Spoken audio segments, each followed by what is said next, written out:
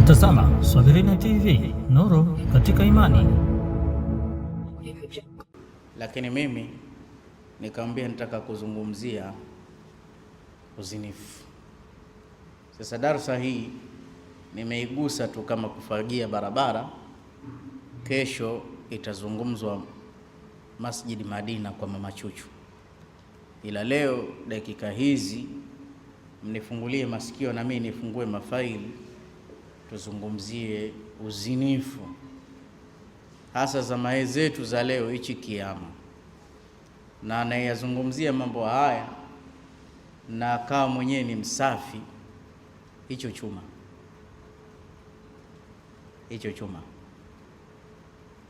Uzinifu bwana, Mwenyezi Mungu Subhanahu wa Ta'ala akasema ni jambo baya. Anasema la taqrabu zina, msifanye zina. Ukisikia maana ya zina, azina taarifu yake adhiq. Maana ya zina ni dhiki ya riziki, ya umri, ya afya, maana ya zikika. Tutaje uzinifu na tutoe solution. Usitaje mambo mabaya kama haya na watu wamekwama. Unajua kuna mwingine hawezi kuacha na hawezi kufunga break, lazima umsaidie, na hili ni jambo linagusa hata wengine.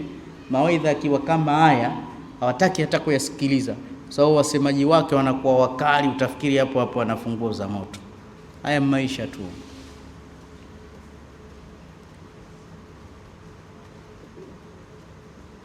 Mabwana, Mwenyezi Mungu amesema msifanye zina, fa innaha fahisha, kwa sababu cha kwanza ni uchafu.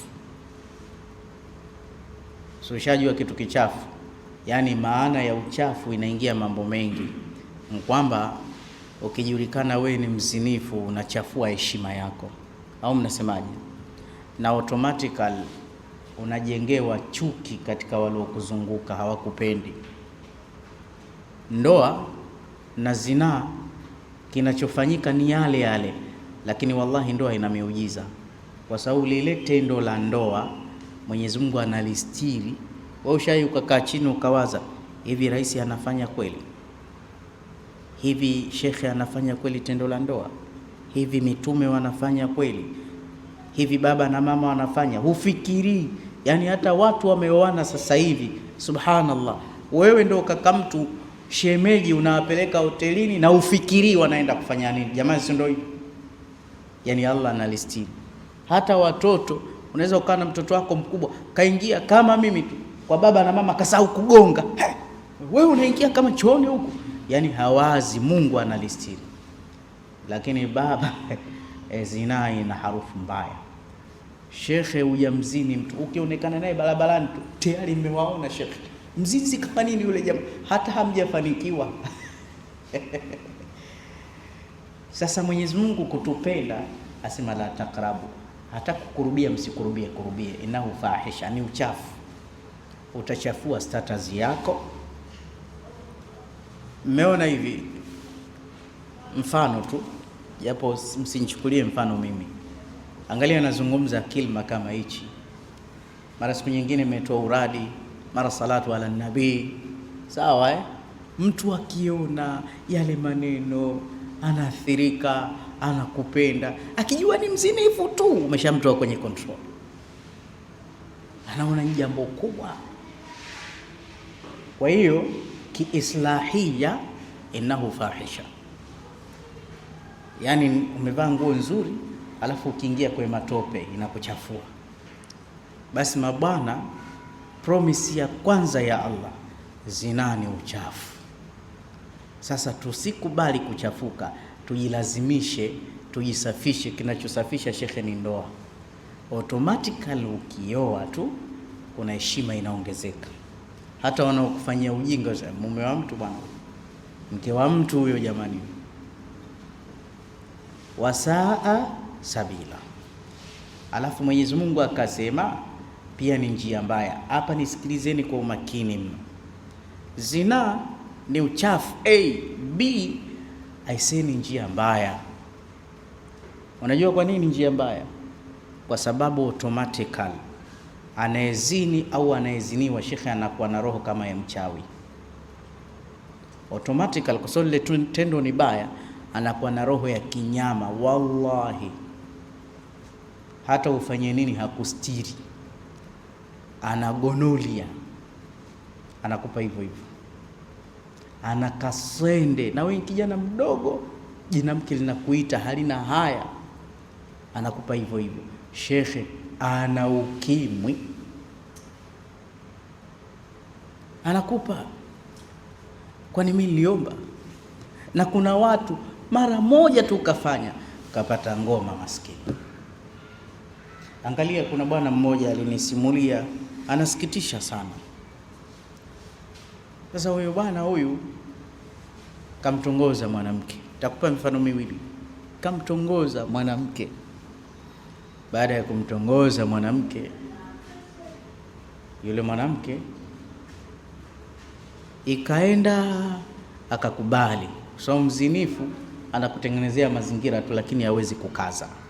Nikwambieni maneno mazuri, yaani mtu yoyote akiwa tayari, natumia lugha kali, kuliwa, huyo ame experience, anajionyesha ghali kwako. Lakini mtu ambaye si mzinifu, hata ufanyeje hupati, havui nguo yake. Na ukimwona pia awe ustadhi awe shekhi, anakuomba, ndo anaita mzigo, hajaanzia kwako. Kuna watu ni bijinadume wa baba waoga mpaka wanawake sasa, nimemuita eti ustadhi mzee, anaogopa. Hai mambo, acha. Ambia yule ustadhi mshamba, haja experience kuwa mshamba hivyo hivyo. Shekhe, kuwa hivyo hivyo, au wenzio wanapumulia gesi wale yajaribu hayo. Zinaa wakala wake ni Ibilisi. Ukidu mara moja tu automatically huwezi kuacha. Akili yako inakudanganya, nikifanya vile nitaacha, ndo umefungulia mlango. Alafu unakuwa kama na harufu hiyo, kila unayemgusa na kufuata. Wazinifu wote Ibilisi anaunganisha. Shekhe, unajikuta kuna mtu kwa siku anatembea na wanawake 3 4, anaona mimi player boy, wakati wangu vishilingi ya vinsumbui, wanakuja wenyewe. Saa nyingine anasema bule tu, au wajinga ndo wanaotoa pesa, anajiona yupo kwenye neema. Umekwisha, na kurudi nyuma ndo kizaazaa. Unakuta anasali, lakini hapo kila siku lazima apite, panauma hapo. Sasa huyo bwana, yule mwanamke akakubali. Alivyokubali, wakaenda nyumba ya wageni. Walivyokwenda nyumba ya wageni, yule mama akatoa mipira. Yule bwana akamwambia, hii mipira ya nini bwana? Mimi naomba tutumie hii. Bwana, itakuwaje? Hakuna raha bwana.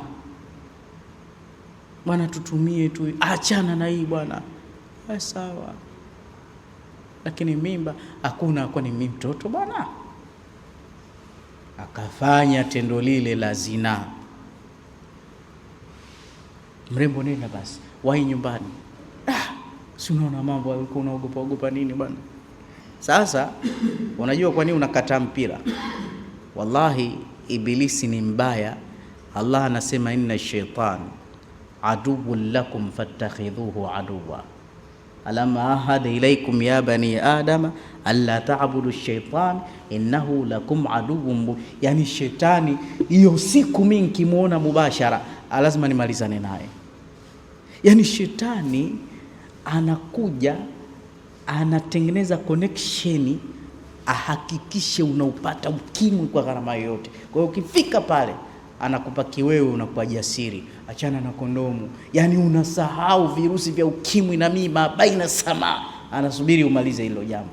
Kwa hiyo akili inazibuka kweli kweli, uogopi tena, anakupa ujasiri.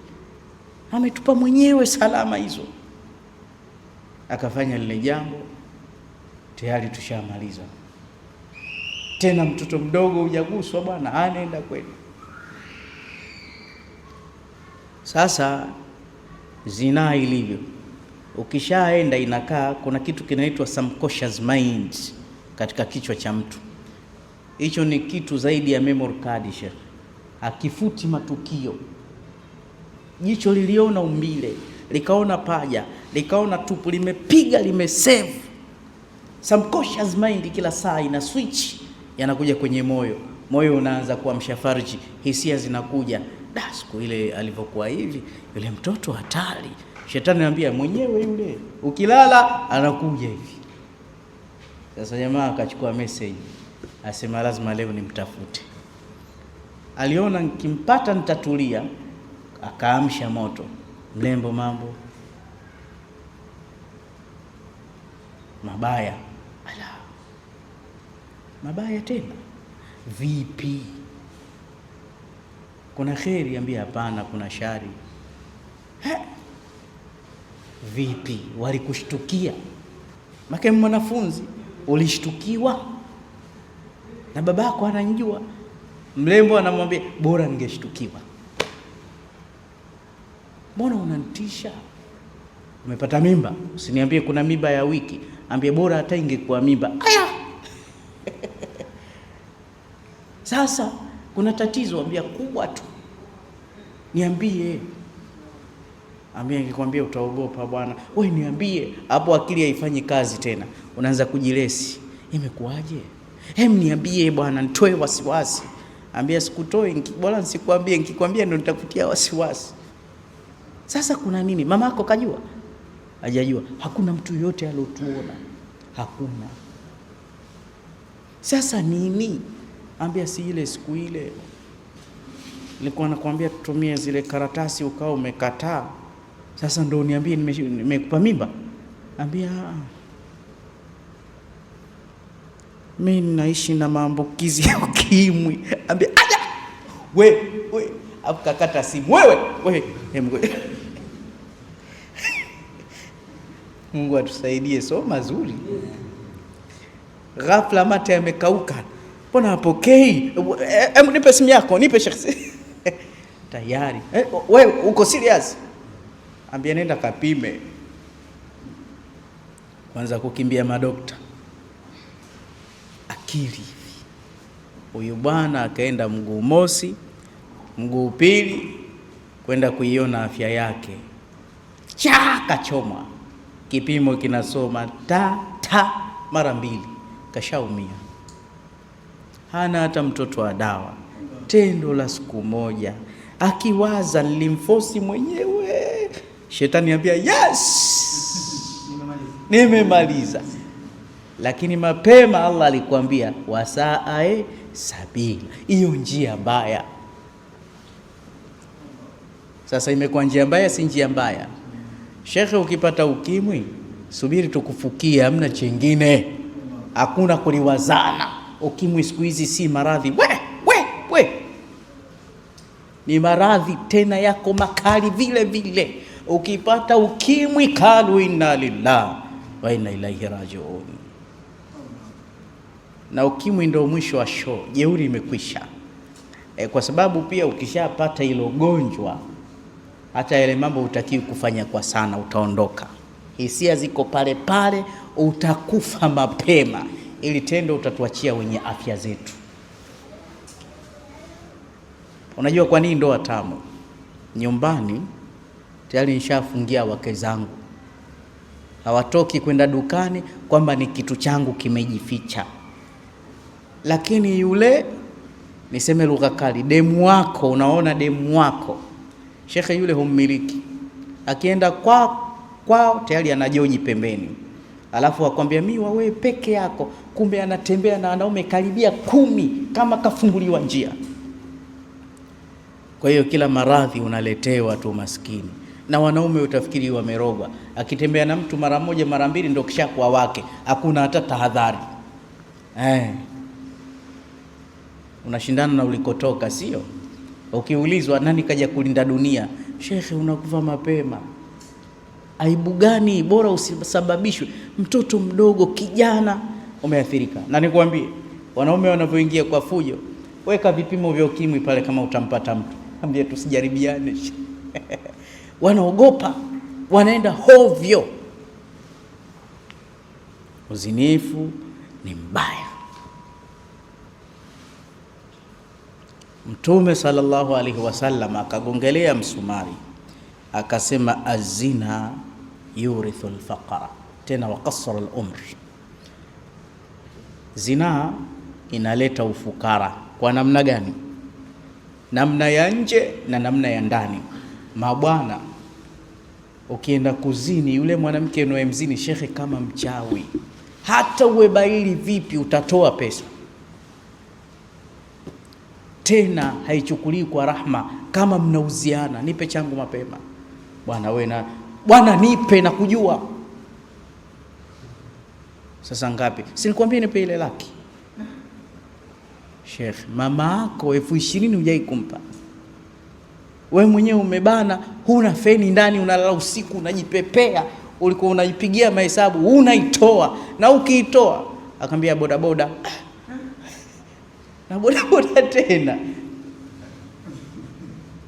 na wewe shetani ambia mridhishe, hapo anakudanganya. Ufikiri ninavyokupa hivi hata mume wangu nampa hivyo? Make wengine wanaondoka na wake za watu wahuni, yani mimi ni kwa ajili yako, na wewe unaona lakini narizika, nikupe nini? Wewe sema, wewe nifurahishe tu, wewe nifurahishe tu. Maskini ka kijana, hata maisha akana najikwangua kweli, akiba zote unazitoa kwa tendo la sekunde, alafu ushibi. Baada ya nusu saa unataka tena, ndo washaondoka. Angalia utamu wa ndoa. Unaacha buku ya kisamvu na mke siku nzima wako, swali ala nabii, ushindwe mwenyewe. Tena mke wako anakufulia na nguo, anakupikia, anakupa heshima. Ukija msikitini na katoto, mtoto wetu huyu bwana, mtoto wenu wana nani? Si wako peke yako? Wa kwetu huyu shekhi. Unajisikia inshallah mazaa watoto wazuri, maana kuonekana umepata mke mzuri ni wale watoto. Si unajua nimeoa mabinti wa Kisingida Singida, si unajua kwaga weupe hapo, utafuta sifa kidogo. Lakini kule kwa mzinifu unaenda kuokota UTI, gonoria, yani pancha. Alafu mzinifu hata siku moja huridhiki, yani lazima Allah amtie damage. Ukienda unasikia kuna harufu ya kufa mtu, unaenda huku unafunga pua. Ya nini kujitesa haya? Unaingia guest mbo, tubadilishe hii, tushazoeleka, washatujua huko. Pengine una mashaka. Mwisho kabisa, sizioni siku zangu, sasa itakuwa sijui mwenyewe. Ukiangalia mwanafunzi, sasa tutoe wewe nitoe, naanzia wapi? Utakao nitoe kizazi wewe?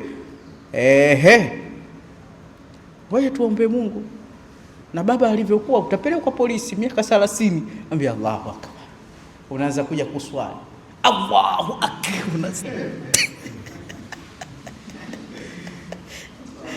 hivyo unavyosoma bismillahirrahmanirrahim, mwisho unajisahau. Mungu we. Shekhe, nakuambia mzinifu ana pressure, mnasemaje? Muda wote ana stressi, ana mawazo, yani muda wote kuumia tu, ufurahi.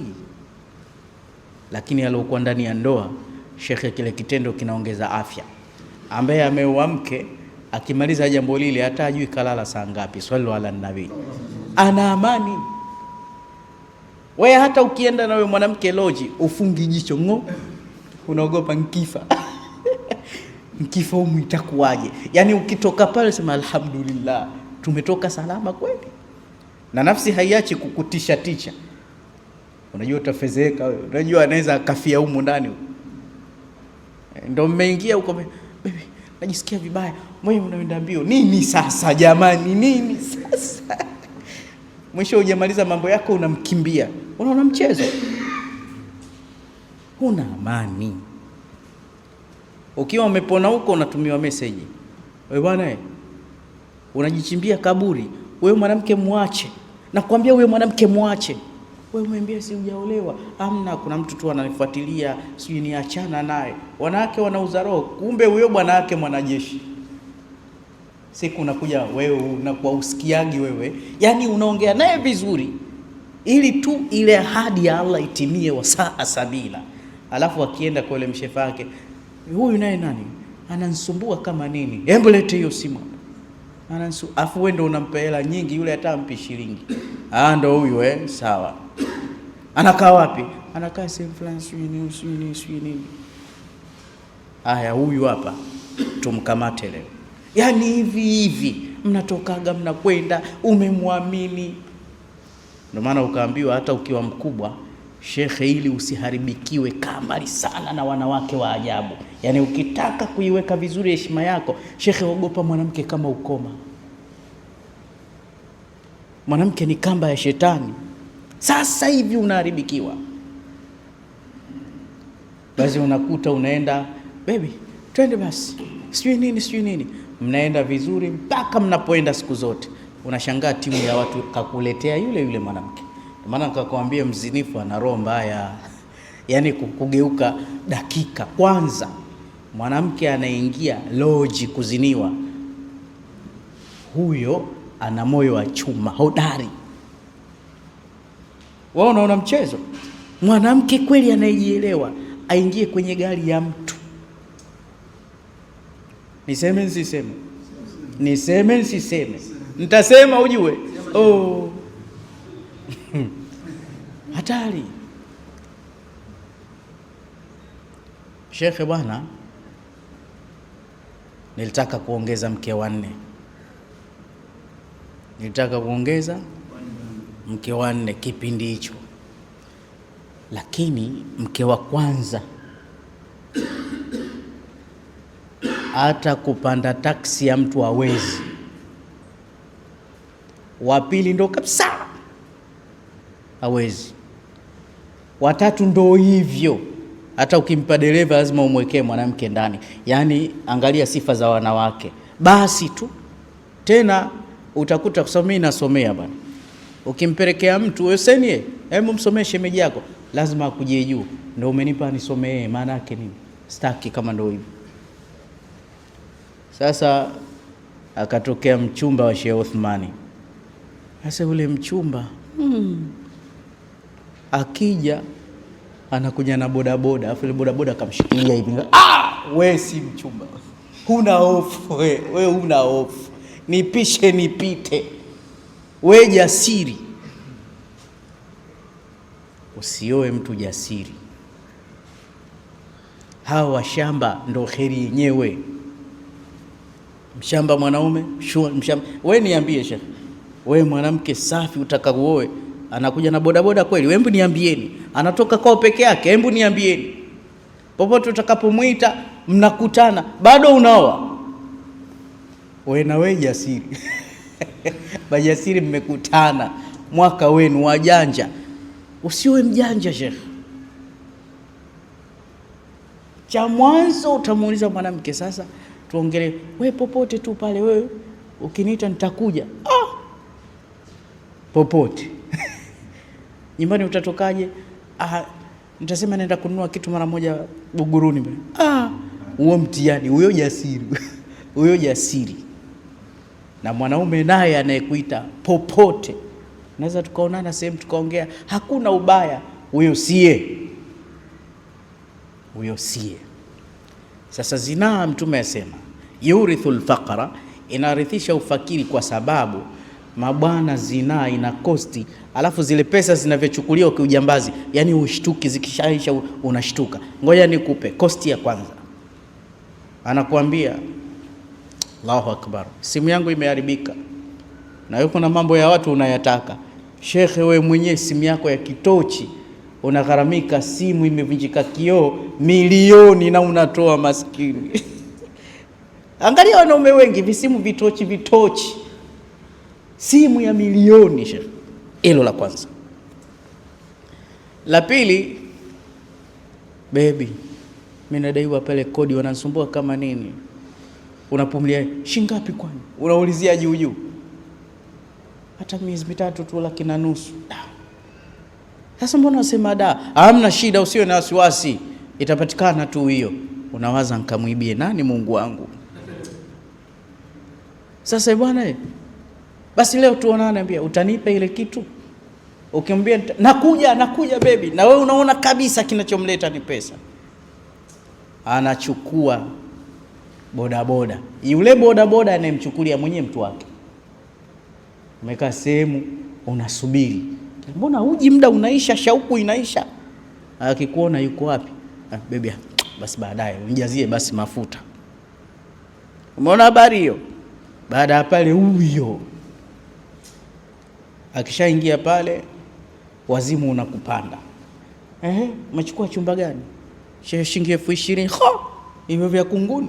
Hebu chukua chumba kizuri, unalipia 60,000 kwa short time. Kule kuna 1,200,000 bado hela ya bodaboda. Baada hapo usiwe na haraka, sijala, letee mchemsho. Na watu wa huko wanajua kukukomoeni chakula shilingi 30,000. Kula mtoto, mama yako anakulia matembele, utalaanika.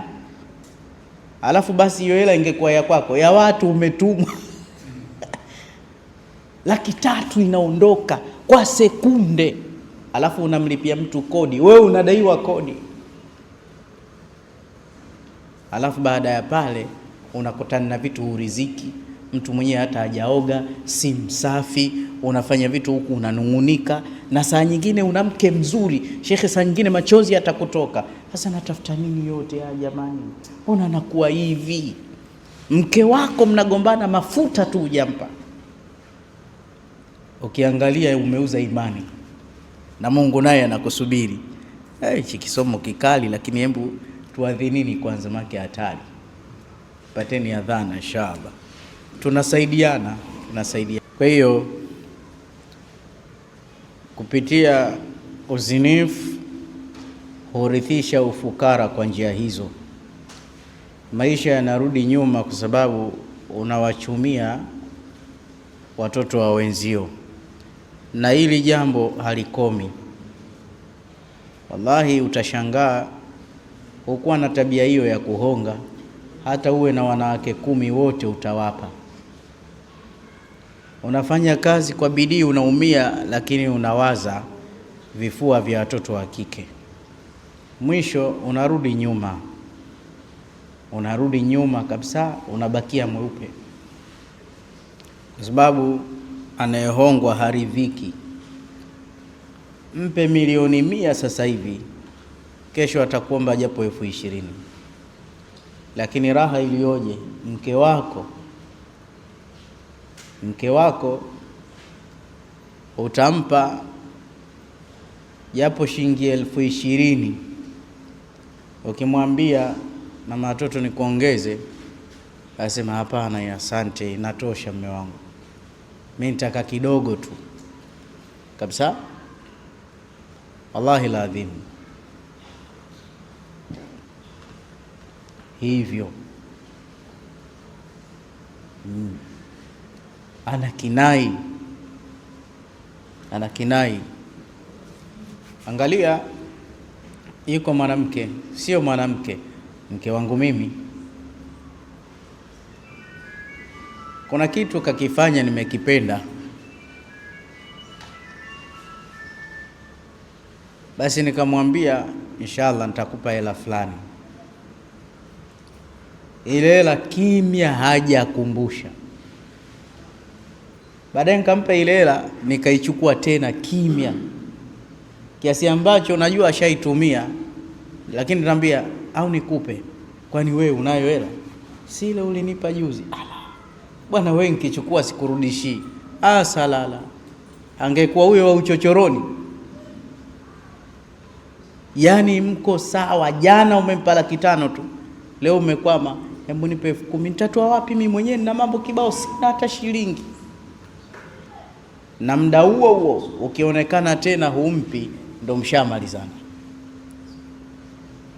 Atakununia kwa sababu hujampa pesa. Lakini mke wako ukiwa huna kitu hasa, ndo anakuhurumia, anakuambia usiwaze sana, utapata inshallah, na kuombea Mungu. Alafu hizo pesa baada ya kumpa mtoto wa watu wafurahia na kuvumilia, anakulelea watoto, anakufulia, uende kumpa mwanamke mwingine tu, si sawa. Wakasura al-umr, lakini pia jambo hili hupunguza umri, kwa sababu jambo la kwanza, na ile ufukara inapungua kwa njia vile, unakuwa maskini kwa njia ile, lakini pia kwa maana ya ndani. Sababu tendo lenyewe Allah hajaliridhia, kwa hiyo linawezekana likakufunga mkono, na tendo tu lile linaondosha baraka sana katika uchumi. Utakuta sehemu ya kazi ukishaanza tu mambo yale, ile sehemu inayumba. Yani mabwana itakiwa mkaze. Hasa hizi shilingi zikishaanza kuja, wanasema pata pesa tujue tabia yako, lakini halali tamu.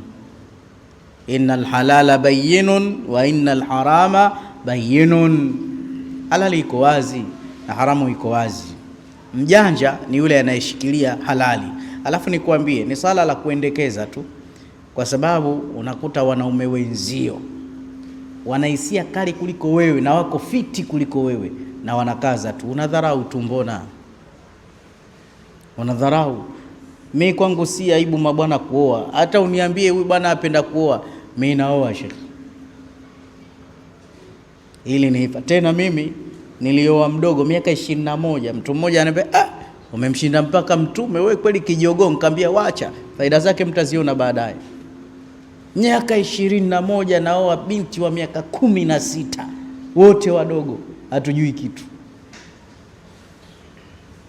Hivi sasa tunakaribia sijui miaka 16 ndani ya mahusiano. Tumeshibana kweli kweli, lakini kuoana kwetu kumetuzuia na majanga mengi hapa kati. Na sisi tuna uwezo na kuwa na kifua mbele za wenzetu kusema. Mwingine hawezi kusema, so washajichafua. Mimi nishamuona mtoto mdogo, sijui ana degree ya kitu gani, ana PhD. Katembea na mwanamke kule Mwananyamala, kapata ukimwi. Wazazi wameuza mashamba kumsomesha wakomboe. Hivi sasa asubiriwa kwenda kaburini. Si hatari? Analia kweli. Sasa Sheikh Osman, itakuwaje? Ambia sasa itakuwaje baba? Maji ushayavulia nguo, yaoge. Kwa hiyo pia inapunguza hizo baraka, lakini pia inapunguza umri, kwa sababu maradhi hayawi mbali na wewe.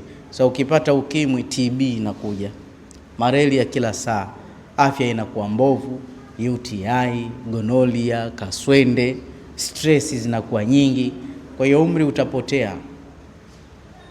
Ina maana miongoni mwa vitu vya hatari vinavyoangamiza maisha yetu ni kurukaruka. Mwenyezi Mungu akikupa neema ya pesa, sio utumilie uvurana.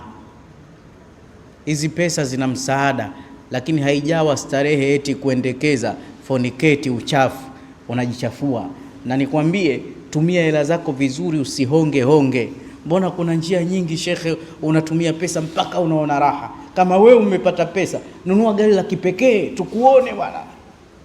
Vaa nguo mzuri, kula chakula kizuri, mpeleke mamako auti, wasomeshe watoto wako shule nzuri, angaika nao, ita watu msikitini, mwaga biliani watu wanakula.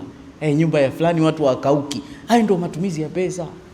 Panda ndege, nenda Ulaya, nenda hija, nenda Dubai, kale bata huko na familia yako, kumbe alhamdulillah, kumbe Dubai pako hivi, nasi tumeenda. Umeenda na mke wangu, bwana nyie hatari. Hata familia inakuombea dua. Madadazi wote wale, wana simtoi mdogo wangu shukurani, mi Ulaya nilikuwa sijui, Marekani tumeenda, unaambiwa. Hata hajafika nyumbani kwa huyu rais wa sasa hivi ndio ni Trump. Basi tulipofika nyumbani kwa Trump, wewe dada, umefika mpaka nyumbani kwa Trump. Tumefika. Emake mtu mwingine anaridhika na kidogo tu. Na dadangu mmoja hatari. Sisi tupo kijijini Tanga huko. Sasa alikufa Mwalimu Nyerere. Sasa kaona ile mazishi kwenye TV. Sasa TV kipindi hicho ni issue, sio kitu cha mchezo. Sasa ile kutuadisia ikabidi avuke mipaka, asema basi Mwalimu Nyerere jeneza lake likawa pale Dar es Salaam, ikabidi tutembee mpaka Butiama kwenda kumzika. We dada we, nimeenda mpaka Butiama, tumetembea. Unaambiwa mbali tumetembea. Mmetembea na nini? tumetoka kama saa 2 asubuhi mpaka saa 4 tumeingia Butiama kwa miguu. Ambia Butiama sio Dar es Salaam ndugu yangu, utachekwa. Musoma hiyo. Niulize mimi nimeendesha gari kutoka Nairobi nikaingia mpaka Butiama, nikashuka Mwanza mpaka nakuja Singida da, mgongo wa ufai. Lakini sister wangu Walia katembea masaa 2 kaenda kumsika Nyerere. Ni ile raha ya TV tu. Imemuonesha Butiama ndo hapa. Wacha mchezo. Wacha mchezo. Kwa hiyo mabwana, tumeongelea mambo mawili. Chuki ni kitu kibaya na kinaleta maradhi pia, stroke na kadhalika. Jitahidini msiweke chuki moyoni Wanasema ukiwa na uchungu mwingi unaathiri mpaka zile nguvu za kiafya. Kibiolojia, watu ambao wana uchungu mwingi, nyongo ile inatafuna ulcers, inaleta pressure, inaleta stroke. Vitu vingine vipuuzeni. Kweli ni binti yako, kweli kakuletea mimba, lakini usiadhibike kwa kosa la mwingine. Yeye ndo kakosea. Kwa nini wewe upate tabu? Vitu vingine mwachie Mungu mwenyewe anajua. Nitafanya nini sasa? Ndo kashayafanya. Cha pili, jamani, ni janga la uzinifu. Kumaliza maneno yangu ni hivi, uzinifu ni ugonjwa. Unakuta watu bado wanasali lakini jambo la uzinzi hawaliachi. Sasa tukiweza kuliacha hili jambo tutapiga hatua. Kinachosikitisha unakuta mpaka wazee, watu wazima, jambo hili bado lipo. So unajua sisi madaktari misikitini humo watu ni wagonjwa, kwa hiyo msiende ovyo ovyo kabisa. Neno langu la mwisho nikupe mfano. Kaja nyumbani binti wa Kisomali. Si kila kingaracho ni dhahabu. Binti mzuri mno. Alipokuja na wala simtuhumu, anatabasamu, Sheikh Othman, unanikumbuka? Nikamwambia hata nishakuja kwako mimi nikiwa mdogo. Sheikh naye hapo ashaanza kulegeza sura, mashaallah. Yani hapa naongezewa chombo hapa. Lakini kesi aloniletea nimechoka. Anasema, Sheikh bana, mimi naishi na mtu alioathirika na ukimwi. Na kesi yangu nyumbani wananiambia niachane naye na mimi sitaki. Sasa sijui ashaniambukiza au hajaniambukiza. Lakini kwa macho ya kawaida angekubariki ungesema alhamdulillah, umekwisha. Umekwisha. Kuna mti mmoja na utaja unaitwa kivumbasi, sawa? Mti huu mtu mwenye maradhi haya ya kisasa unaongeza CD4, kivumbasi dume. Ili neno la mwisho. Basi wallahi alikuja binti mdogo, tena Mwarabu mdogo, nikisema mdogo mdogo kweli. Yani kama sijakosea labda miaka 15. Sijawahi kuona mtoto mzuri kama yule. Kaja ofisini kwangu peke yake, ananukia, anajua kuvaa, mjanja, simu hilo. Nikasema zile sala za mtume za jana nilizozisoma zimejibu. Kitu kimekuja chenye zimejibu. Kumtizama mtoto, wewe ndio Sheikh Othman? Nikamwambia ndio mimi mama. Unajua Kiswahili kumbe? Naam. Naona michozi bwiri. Analia. Mimi daktari. Anambia, Sheikh, mimi naenda school. Kuna baba ananipa lifti, ananipa kila kitu, akaanza kunitumia, wazazi hawajui. Then yule mzee kafariki ghafla, ana maradhi ya kisasa. Nimeenda kupima Amana na mimi ni muathirika. Nimesikia una dawa za kuongeza maisha. Binti mdogo hata dunia hajaiona. Si kila kingaracho ni dhahabu. Utakufa mapema. Wote tuna registration, tuna usajili. Miaka 20, miaka 30, miaka 50. Kuna watu watarudisha usajili wao mapema. Shauri ya tamaa. Wanasemaga tamaa ilimponza fisi. Wa ila huna yakfi. Wassalamu alaikum warahmatullahi wabarakatuh. Unatazama Swahilina TV, nuru katika imani.